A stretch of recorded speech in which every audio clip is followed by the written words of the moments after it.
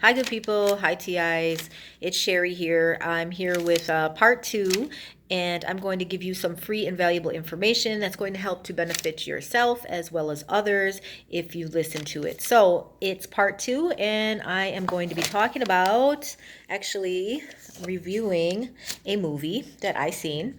Name of my channel, Sherry's Research and Reviews. Okay, so I watched a movie and it was awesome, and I would like to share that with you. I already explained part one in a previous video if you want to go back. Otherwise, this is part two review on the movie Bird Box. Okay, so last we left off, I was explaining to you how in the movie there was the antagonist, which is the bad guy, bad girl in the movie, and one of the antagonists, besides the demon entities that were making everybody kill themselves, they were the main antagonist. But secondary antagonist in the movie, played by the actor Tom Holland, was a character named Gary. Okay, now remember, all these people, it's a survival type movie, apocalyptic. These entities are killing people just when people look at them, and then they get possessed and kill themselves. So these people are holed up in a house and are surviving together, and they've blackened out all the windows so that they can't see outside, so they can't see the entities, so that they won't die. There's no entities in the house because they have it with clean, it's a safe environment. Then this man comes in, Gary. He's a human, and he has a little bit of a different story. Okay, so mostly everybody who's come into contact, what's producing this pandemic, when they come into contact with these entities, that they look upon them and they die because they commit suicide. Gary said when he came in, he was one of the last survivors to come in. They actually didn't want him to come in, but one of the girls let him in that took pity on him, and he was a little off. Okay, as I again, the last video I left off, but we'll pick up again. Anyways, Gary says that not everybody dies when they see the entities. He said that some people, in fact, thrive and are able, they don't have to wear blindfolds and they don't have to look away, and they can still live. And the reason for this is because these people are already with wicked heart conditions, so what they're seeing doesn't bother them, doesn't make them, force them to the point to commit suicide. Okay, well, you think, wow, is this like, maybe this is a cool person that has immunity to this? Well, no, because then these people are so wicked that they go and try to get others to kill themselves by making them look at the entities. Okay, so they in effect enter into cahoots, into a partnership with the entities to kill regular people. Okay, so that's what's happening. That's what Gary said that he's seen. He didn't see the entities, he said, but when he was out there, before they let him into the house, he had seen these other people that were able to walk around and not have to cover their eyes and still live to tell the tale. And that these people were actively going out and killing other humans and also making them look at the entities so that they would then kill themselves. All right, that's where we left off. Now, the two there was two ladies. One was the main protagonist, played by Sandra Bullock. Her and the other lady were both pregnant. What a time to be pregnant. And they were giving birth upstairs, and they had, Sandra Bullock gave birth to a baby boy. The other lady, character name was Olympia, gave birth to a baby girl. And while Gary was downstairs, Gary was a little bit off. In the storyline, it revealed that he had been released or whatever from a criminal insane institution or something. So Gary was a little sketchy to begin with. So while they were upstairs giving birth, both of them, with the other lady who was playing the midwife role to help them, and then the other guy, Tom, who was also helping them, they had to lock up John Malkovich's character in the garage because he didn't want Gary in the house because Gary was freaking him out and he thought Gary was too big of a risk. And so lo and behold, so Gary is in the living room, and Gary starts drawing pictures in his notebook, okay? And these pictures he's drawing are, he's drawing demonic entities. Well, remember, the premises of the movie is that you cannot look upon demonic entities or you will die. So that's what he did while he was drawing in his notebook, and what he was picturing in his mind's eye was going onto the paper. So that was kind of like seeing that he got curious. Long story short, Gary went to look out the window, opened up the blinds, looked upon an entity. His face did the whole possession change thing, and he went upstairs to try to kill the two ladies, the babies, the midwife lady, and then whoever else. Okay, so he went upstairs and he walks in and the music changes and you can tell and he's like, "Oh, everything's so beautiful. Can I see your babies?" And the one girl, she was so proud. "Yeah, here, and he goes, "Oh, she's just beautiful." And then he asked Sandra Bullock, "Can I see that one, your baby too?" And she, she's kind of more guarded, but she's like, "Okay, yeah," because she's happy too. They just gave birth. Gary's like, "Wow, those are beautiful babies. What a wonderful thing." And they're all like, "Yeah." And the lady that's the midwife, she's smiling. Everybody's happy, birth. And Gary goes and starts tripping and opening tearing down the blackened out, newspapers and stuff that make the windows black because that's their protection. Because if the windows are open, then they can see out and they can see the entities, and then they'll, end up killing themselves. They'll be infected or affected, whatever you want to call it. So they had them all boarded up and blackened out, and Gary starts tearing off the covering so that so that they can look.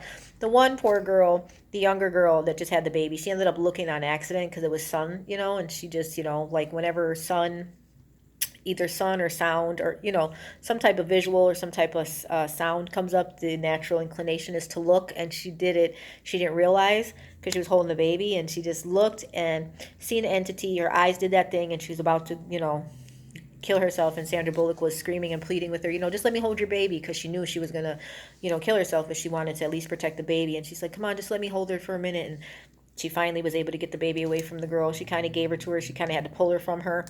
And then the girl went and jumped out the window and killed herself, all because Gary opened up the coverings to, he was doing this on purpose. He was trying to kill them. And then, so he grabs the other lady, the midwife, and she's screaming. She's like, "No, why are you doing this? Please stop, Gary, stop," And he's like, "Nope." And he pulls her over to the window and he like forces her eyes open with his fingers, like, "Just look." And then, of course, she looks and her eyes do that little thing. And then she ends up killing herself.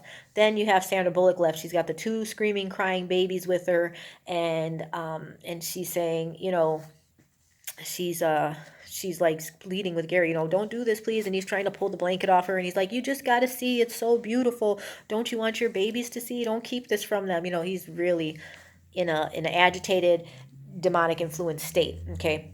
So, and you guys know in real life, if you've ever seen people when they get into a frenzy, and you can tell, I don't know, I'm not like a demon expert or anything, or a demon possessed person expert, but I've seen people with the situation I'm going through and targeting, but I'll explain that in a whole nother video if you guys want to stay tuned for that.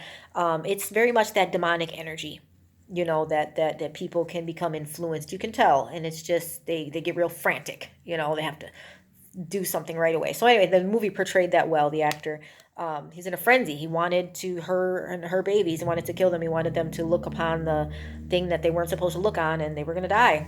So then Tom, who was the lead male protagonist, he was downstairs, I don't know, washing his hands, getting rid of the towels, whatever it was that he was doing.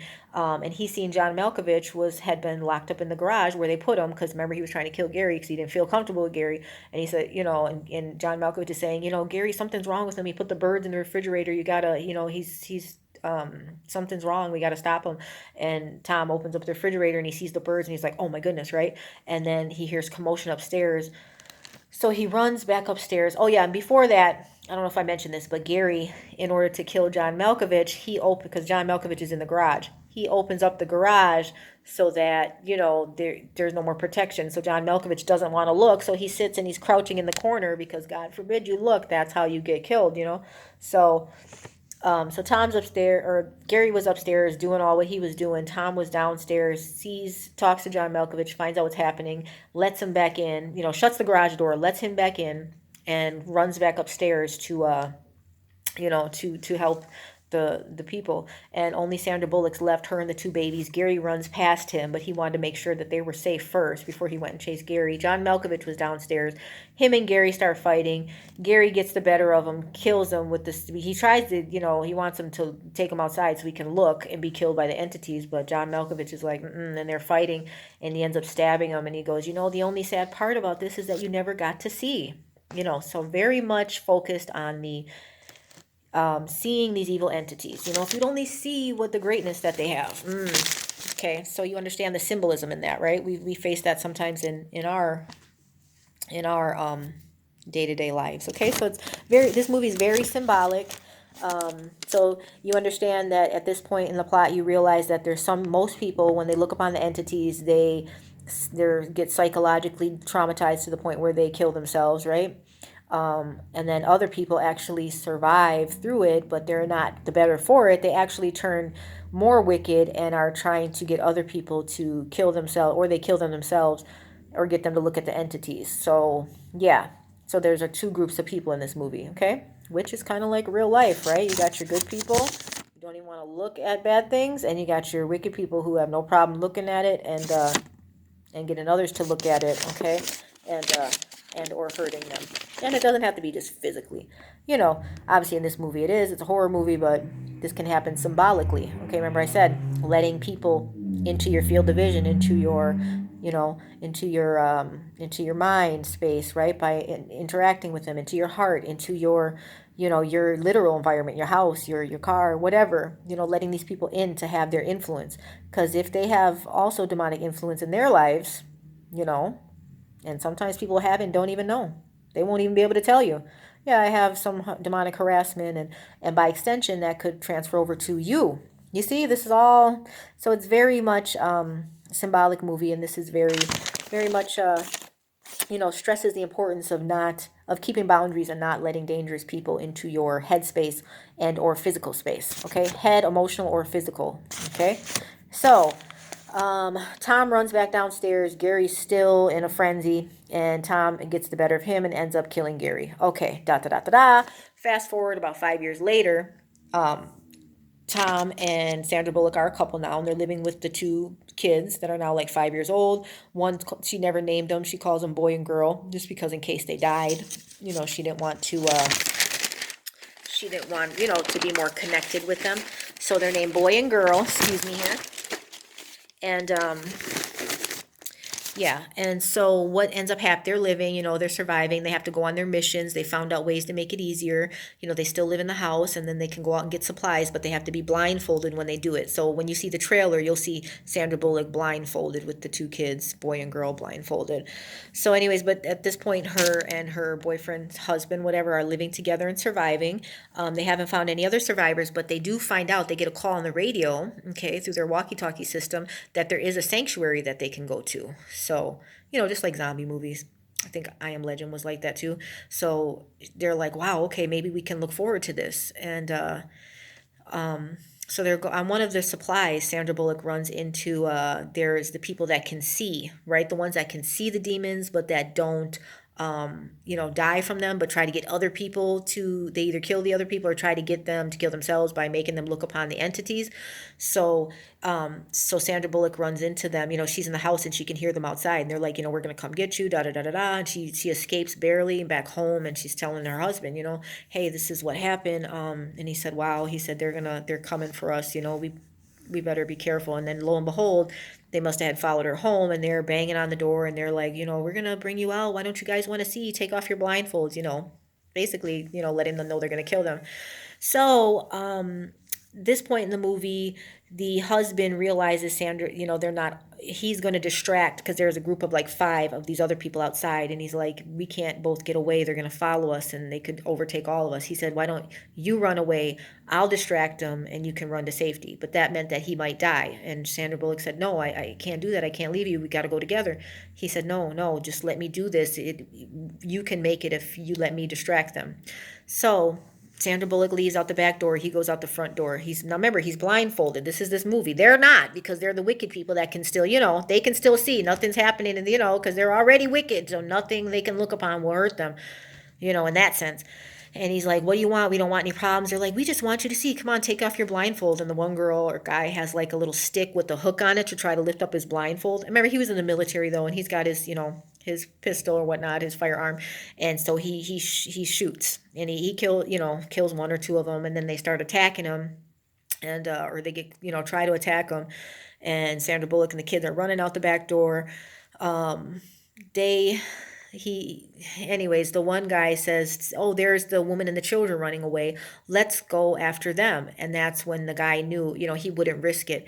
So he said, okay, I'm going to take off my blindfold. But he knew that would kill him because he would end up seeing the entities. But he had to take off the blindfold to shoot the guys that were chasing his family. And So it was a movie about a sacrifice. So he did. He took off the blindfold and he shot the guys chasing his wife and kids. And then, of course, by having his blindfold off, he's seen an entity and his eyes glossed over, and then he went ahead and killed himself. So sad part in the movie. And it's really, it talks about sacrifice, when you're willing to make a sacrifice your own life for somebody else to live, so he did. He wanted his wife and kids to live, so he went ahead and sacrificed himself. Okay, so um, in order to get to the sanctuary place, Sandra Bullock and the kids have to go upstream in a boat, okay, in a little canoe, a paddle boat. She has to paddle blindfolded with the kids on each side of her. You know how paddle canoes are. And they're blindfolded with the birds, with a little bag of food, and, make it to the sanctuary. That's the only way that they're going to live. Otherwise, these people are going to get a hold of them, and it's done. So now mind you, this is all blindfolded, up a river. I mean, paddle boating is hard enough, and then to be blind doing it. But she paddles all day and all day. It's so interesting. She's tired. You're really rooting for these people to make it. You're like, oh my gosh, like these kids, this woman, they just want to live. And these demonic entities are after them.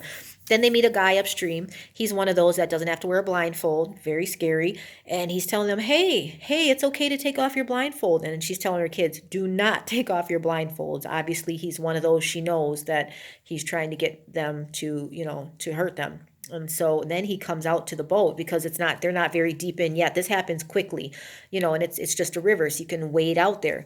So, and he wades out there towards her and tries to tip over the boat, and she has her gun and she pulls it out and she's trying to, and he's literally trying to get her blindfold off. Just open up your eyes and see. And she has to basically beat him to death with her paddle. It's crazy, because obviously if she takes off her blindfold and looks, it's done for, and then the kids are done for. So then, after she takes care of that, then she keeps, they're paddling again, and she's crying, and the kids are freaked out, and oh my goodness. Okay. So then, the rest of the movie is pretty much them going on the boat upriver and everything that they go through. A lot of flashbacks during that scene, during that part of the movie. And there's one part where they have to stop, okay, because I think at some point their bag fell over, and so they don't have any food or water or anything. And she parks the boat. They get out. They have to stay blindfolded the whole time because it's daytime and they're outside. At any point they can see an entity, and they're in this forest. It's wooded forest, and you can hear the entities just whispering. And they pretend. At one point they pretend to be her voice whispering to the kids, "It's okay, take your blindfolds off." And she's telling the kids, "Don't do it. That's not me telling you that. That's them." And she goes to try to find this house, this cabin, but then she gets into the cabin, she realizes it's, obviously there's an entity like following her, and and she can't see it, and she's blindfolded, and and she tells the kids to stay there. Whatever they do, don't take their blindfolds off. And they're like, we want to go with you. And she's like, no, let me do this. She has to go into the cabin by herself. And then she comes back out, and then they get separated, her and the two kids. She falls down a hill, and they're like, are you okay, mommy? And she's like, I'm okay, don't try to find me. And then some of the demon entities are pretending to be her, which, obviously no demons can imitate voices in real life, and the movie displayed that, And she's like, whatever you do, don't try to, that's not my voice. Don't take off your blindfold. And very, very it's a simple movie, but it's gripping because it's just so on point about how, as humans, we're vulnerable, and how listening to the wrong voice or the wrong thing can get you in a heap of trouble, up to and including your death. So, blah blah blah, demons chasing them through the forest. They finally get to the sanctuary, and the demons are hot on their trail. And I think I don't know if it's the people. No, the people aren't there, the ones that can see. It's just the demon entities, just really doing a lot of psychological torture. Just take off the blindfold, it's going to be okay. And trying to, pretending to be her to the kids, and stirring up their problems with each other. And at one point the little boy says, because that's her son, and they have to figure out who's going to look. Okay, they have to, so basically a sacrificial person, somebody has to take off their blindfold and look to see, where they're going, otherwise they'll fall down the river and they'll all die. And so she says to one of the kids, she's going to pick one of them to look, so basically one of the kids is going to have to die. And the poor little girl, she's like, I'll do it. And the little boy was like, no, I'll do it. And remember, the boy is really her son by blood, but the girl is the adopted girl she got from the friend, that died. And then she just realizes how selfish she's being and how she can't do that. She's like, no, nobody will look. We're none of us will look, and we'll just, we're if we die, we all die type of thing. No, I'm not going to sacrifice one of the kids to save me and the other kid. She realized that wasn't right. Because she remembered what her husband had done. Her husband sacrificed his life for her and the kids, and so they finally make it to the sanctuary, and she's banging on the door. But remember, they don't know to answer it because every time, right? Sound effect. You never know who you're opening it to. You got to be careful. But she's banging on the door and she's screaming, it's me and my kids. We need help. We're here for sanctuary. And the demons are still chasing her. And then she's like, and the kids are like, mommy, and she's like, please open up the door, please. And they're like, we don't know who you are. And she's like, and she's like, well, please just take the kids, because as the demon entities are getting closer, she's like, and getting more frenzied. She's like, just take the kids then, I'll be fine. Just take the kids. And that's when they finally open the door. So that was ironic too. Like at the moment she decided not to care about her life, she didn't fear losing it because she loved them more. That was the moment that she was able to save her life and her children's life. Not that it always works out like that, but for the movie's sake, that was a good way to bring it all out. You get more from giving than from receiving, right? So if you're willing to give your life, you're going to end up with more than if you were trying to save it so much. There's a Bible scripture about that. I can't think of it right now, but that's there's more happiness in giving than receiving. But then I think it says something about giving your life is be willing to give your life rather than to save it because, okay.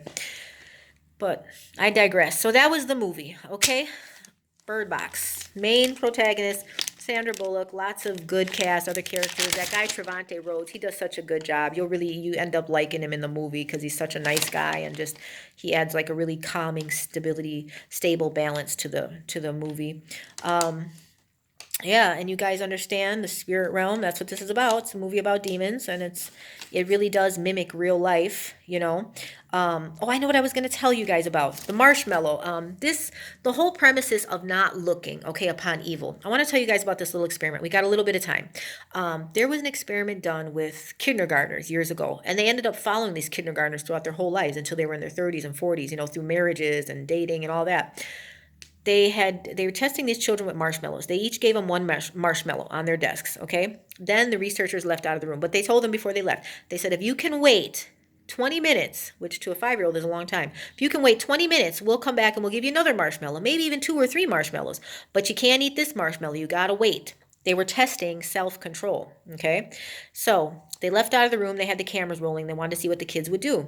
Some of the kids right away, they couldn't wait. No self-control, okay?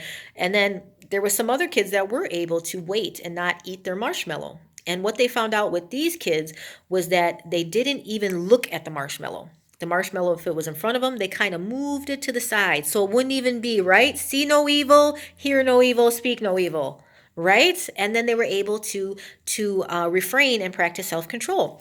And the ones that actually did end up partaking in the marshmallow, they were the ones to look at it, and then looking at it wasn't enough. Then they wanted to touch it. Then they wanted to move it closer. Then they wanted to smell it. And then they ended up eating it because of all that.